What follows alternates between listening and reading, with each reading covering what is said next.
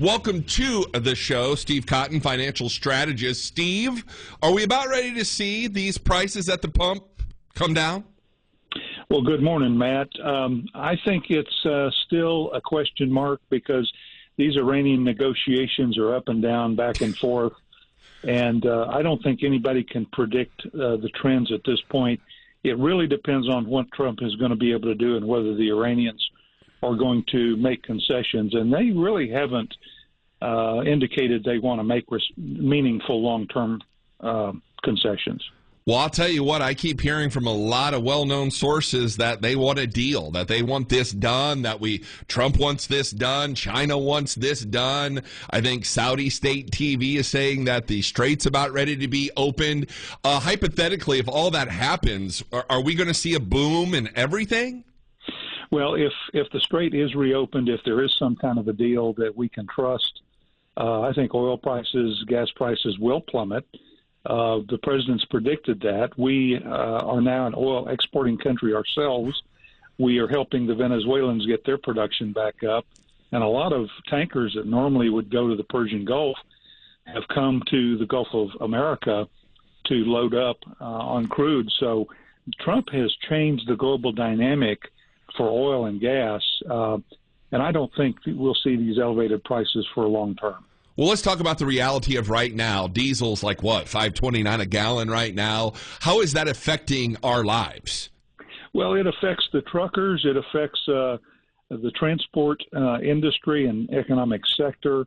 It affects people that put gas in at the pump like I do and you do.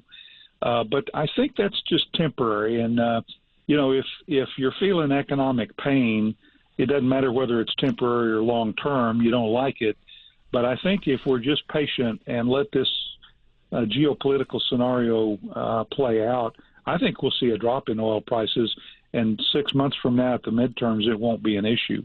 You know, isn't that something, too? Because politics is like that, right? It's what are you doing for me now? In 6 months from now, everybody will have forgotten the 60-plus days we've spent here today talking to folks like you, which is just wild in my book. But you keep hearing reports of jobs are more than we thought. The Dow is up. We've got all of this good economic data. It seems like America's ready to go. Well, I think that's right. I think there are more economic factors working in our favor for economic growth than people remember. The president reauthorized his 2017 tax cut structure.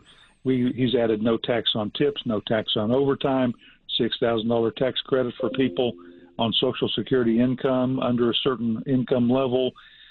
He's also put on track $18 to $19 trillion of new foreign investment coming into this country that we've never had before. And you add to that the AI revolution, the building out of data centers. Yep. There's all kinds of things. Corporate profits are healthy. There's all kinds of stuff that should give people quiet confidence that we've got some good days ahead, including lower energy prices.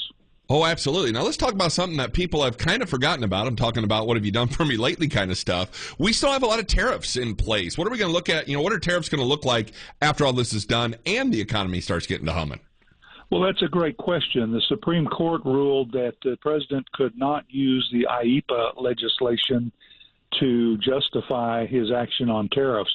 There are 2 or 3 other federal laws, however, that he can use. The administration's looking at that now. The bad news is for the administration is a lot of these are short-term statutory measures, not long-term. So I think it's going to be a mixed bag on tariffs. There will be some tariffs that stay, some tariffs that will go. Trump wants to use the tariffs to leverage foreign policy outcomes like force our trading partners to give us more access to their markets. Long overdue. Force the reduction of non-tariff barriers like regulations that prohibit us from selling to other countries. That's long overdue. So the president's going to continue to work these elements to the benefit of the American manufacturer and exporter and consumer. Well, every day I see a new story about how American steel is starting to flourish, how they're going to build more cars in Alabama, how all of these companies are starting to bring their products here. I mean, the tariffs are working, correct? Well, it's a mixed bag. I think some tariffs are working. I think in other cases, like a tariff on copper that the president imposed, is going to raise prices on home builders and, wire companies and people that use copper. So I think it's a mixed bag. But on the whole, the tariff situation has actually been mixed. It hadn't been the negative economic factor that some people thought it would.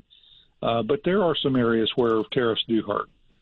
No, and I get that. And I don't know what anybody's saying now, but I think we can trust the fact that the president has had a plan the entire time. We're seeing it play out in Iran. We're seeing it with tariffs. We're seeing it with the economy, all that stuff. So, I think we're in a good position. Steve, we're up against the clock. Where can folks find you? I'm here in Dallas. My website is cottonwma.com. Cottonwma.com. We're a whole service strategic financial planning and investment firm, and we love helping people. Well, Steve, thank you so very much for taking the time to give us all of your insights to the economy. We certainly appreciate it.